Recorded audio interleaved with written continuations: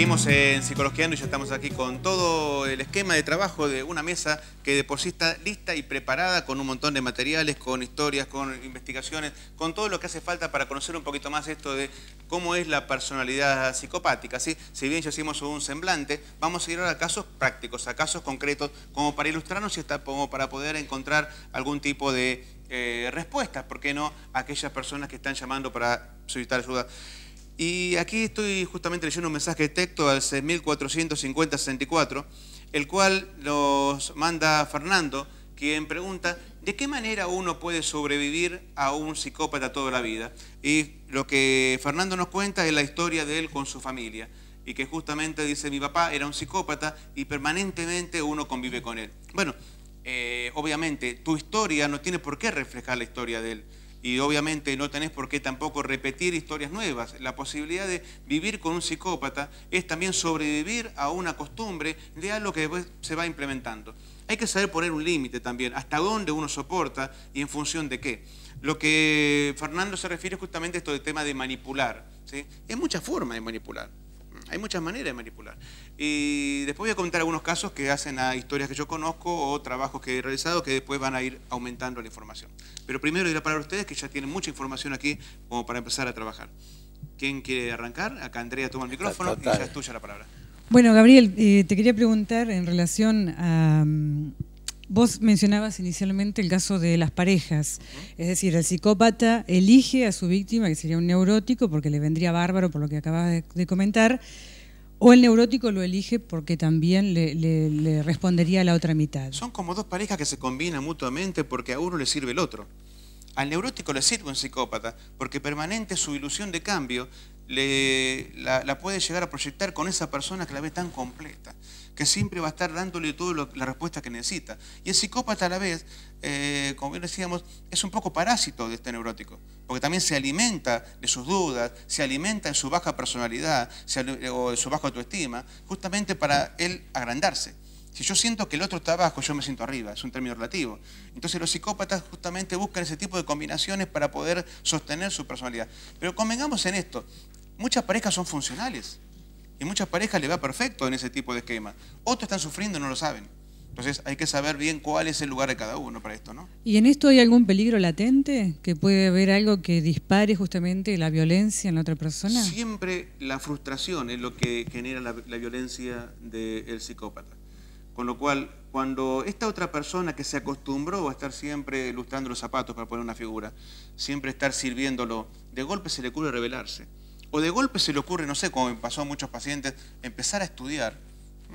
O sea, personas que no tenían la primaria completa, la secundaria completa, y tenían este tipo de participaciones, ¿no? Este tipo de pareja. Pero de golpe se le ocurrió estudiar.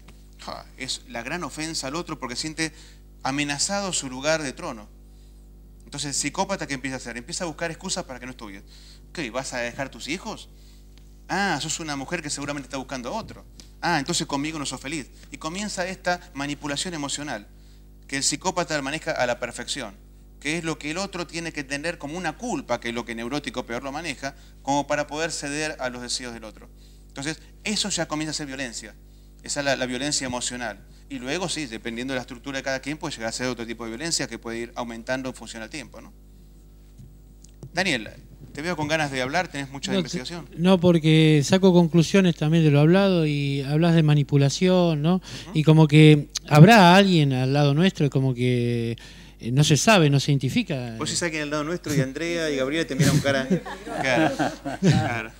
Y entonces, claro, en la apariencia lo que dice no es lo que siente, es lo que yo interpreto, es como que hace una apariencia y quiere que le crean lo que dice, no lo que él es. Es una personalidad que actúa más que siente. Claro. Es algo casi robótico, digamos, en muchos casos, la estructura, digamos, cómo se maneja. El sentimiento y la emoción no pasan, pasa la acción. Claro, ¿y cómo lo descubrimos? Bueno, pero claro, en los cuentos, que justamente en los cuentos de hadas, hay muchos casos así, que el lobo aparece como bueno y habla muy amablemente a Caperucita. Acá vamos a hacer una pequeña... Ahí están cantidad de cuentos, pero no todos hay psicópatas. Acá, obviamente, Daniel, como siempre, nuestro investigador literario, donde voy... ¿En cuál estoy acá? Acá tenemos el caso de Cenicienta, en donde existen también... en Cenicienta estaremos hablando de la madrastra, sería la... Claro, la maldad justo de... La psicópata. de En sus Peter hermanos, Pan, ¿no? obviamente, el Capitán Garfio era un flor psicópata, ¿sí? Que permanentemente estaba queriendo quitarle a Peter Pan y a la pandilla todo eso que tenía, que era la felicidad con la cual uno podía sostenerse en la juventud. Y aquí tenemos a Bambi. No la tengo tan clara, Bambi. No, ¿Quién estaba es como... una historia lineal. Siempre hay un psicópata ahí en todos los cuentos, No, en todos los cuentos hay psicopatía. Pero algo siempre hay una imagen, ¿no? Si no es una madrastra, es una madre, como se llama, la madre de la Bella Durmiente, la quería matar a cada rato, más que psicópata que esa no puede haber, ¿no? Sí. Vimos hace poco la versión de la chica esta de cabello largo, ¿cómo se llama? Que... Enredados, Enredados, en donde la mamá era tan psicópata que le hacía creer a su hija que era tan mala la humanidad que ella tenía que estar encerrada en la torre. ¿Por qué? Porque a partir de ella y de su pelo podía tener poder. Entonces la tenía encerrada en la torre y de esa manera la manipulaba diciendo, no, todo el mundo es malo. La gente es mala. Sí. Y de esa manera, qué peor manipulación que puede haber, ¿no? Y qué peor psicopatía. Era una madrastra, en realidad no era la madre biológica de ella la que la tenía sosteniendo a partir de saber que el poder tenía su pelo. Me hiciste acordar la película de Psicosis, que justo la madre le dice que el amor y las mujeres, lo peor que hay es demonio. Bueno, y así termina este con... muchacho de Psicosis era un psicópata también, ¿no? Sí, Por más que la película se llama Psicosis, era un psicópata. Y bueno, y esa división de la personalidad, de mostrar una cosa y ser otra, también está en Dorian Gray. El retrato de Dorian Gray, donde el cuadro nunca envejece y él, con sus acciones, él nunca envejece, claro. Y el cuadro sí envejece. Y sus acciones malas lo van deteriorando cada vez más, estropeando ese cuadro, al punto de que el final es trágico, que se suicida, ¿no? Claro, rompiendo el cuadro. Rompiendo el cuadro. Pero, sí. Con el... Sí. ¿Hay maldad en el psicópata? Es decir, si se puede reconocer como lo que entendemos rasgo... por maldad. Lo que entendemos por maldad es la maldad más pura. En su intención, obviamente, no importa que sea maldad o sea bondad, porque la moral no cruza. Entonces, no podemos hablar de moral al que no lo entiende. Entonces, no son sus códigos. Ahí, con el micrófono. Ahí, por ejemplo, menciono el caso de Solange, Lucila Friend, que está justamente un caso de actualidad, que se estaba planteando a partir de una autopsia psicológica que se había realizado, se definió como características psicopáticas en Lucila. Bueno, es un caso que justamente ahora está en actualidad y sería interesante que lo tengamos en cuenta, a ver cómo se resuelve en lo que sigue. Muy bien. ¿Gabriela?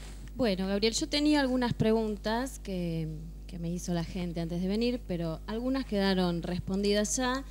Y hay algo interesante en todo esto de lo que veníamos hablando, que hay como una división entre lo real y lo que no es real, ¿no? En el psicópata. Y esta cuestión de que para el psicópata lo que no es real, en realidad, para él sí es real. Claro, totalmente. ¿No? Es como que está todo puesto en eso. Es todo real, pero lo que a él le pasa, lo que él piensa... Es exactamente. Claro. Hemos visto la diferencia entre el neurótico, el psicópata y el psicótico, ya en varios programas lo habíamos comentado, y dijimos que tanto el neurótico, ya sea fóbico, histérico, obsesivo, tiene una conciencia de realidad y una conciencia de conformación donde el mundo es el mismo mundo que compartimos todos. Pero tanto el psicótico como el psicópata generan un mundo aparte. Es un mundo con sus propias reglas, con su propia lógica, en donde tu lógica y mi lógica no tienen nada que ver, porque obviamente él genera una especie de patrón de comportamiento que responde a las lógicas de su mundo. Entonces, como si vos tuvieras tus reglas propias de tu mundo y yo tengo mis reglas propias de mi mundo, al no compartir con las tuyas, que supongo que son erradas, porque soy psicópata, obviamente yo me creo que las mías son las mejores. Y de esta manera mi mundo se empieza a transformar más en lo que yo quiero que sea. Esto es mucho más normal en el psicótico, más obvio en el psicótico, porque es a partir de la alucinación y el delirio que lo conforma. En el psicópata no vemos un delirio puntual, ni tampoco una alucinación, porque son muy lógicos, son muy coherentes, pero obviamente su mundo está desestructurado, está roto. Claro, el tema es, la pregunta, y creo que varios me hicieron esta pregunta, por eso la tenía anotada. ¿Qué pasa con el entorno? Porque precisamente son tan carismáticos, son tan seguidos por algunos otros. ¿Qué pasa con toda esa gente? Que le va bien encima.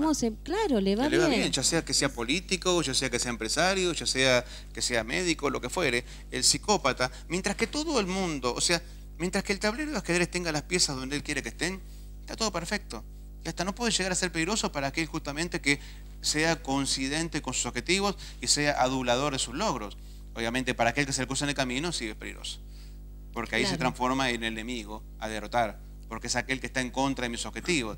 Pero digamos, muchos exitosos tienen muchos rasgos psicopáticos muy importantes. No vamos a dar nombres porque algunos hasta son obvios, pero digo, el hecho básico es de que la base psicopática necesita tener siempre esa estructura de acompañamiento. Con lo cual vuelvo a decir lo que dijimos hoy. Es peligroso si de golpes te pones en contra porque te das cuenta que te estás manipulando y te querés defender. Ahí te das cuenta de que estás fagocitado por una especie de virus, el cual no te lo puedes despegar un día para otro. Y eso es justamente lo que vamos a trabajar más adelante, a ver cómo podemos despegarnos de ese virus. A eso es a lo que iba, precisamente. Muchas veces, a lo mejor hay personas que viven años con un psicópata y solo se dan cuenta el día que quieren empezar a cambiar. Exactamente. Entonces, a partir de ese momento es donde empiezan a darse cuenta que vivieron siempre con un psicópata. Donde capaz para muchos piensan que ya es tarde, y no, la idea no es tarde. Y justamente varios de los mensajes que estamos acá recibiendo apuntan a eso, a cómo uno se defiende cuando uno reconoce. Así que bueno, luego de una muy breve pausa, seguimos trabajando esto de hay un psicópata cerca de mí. No se vayan, ya volvemos.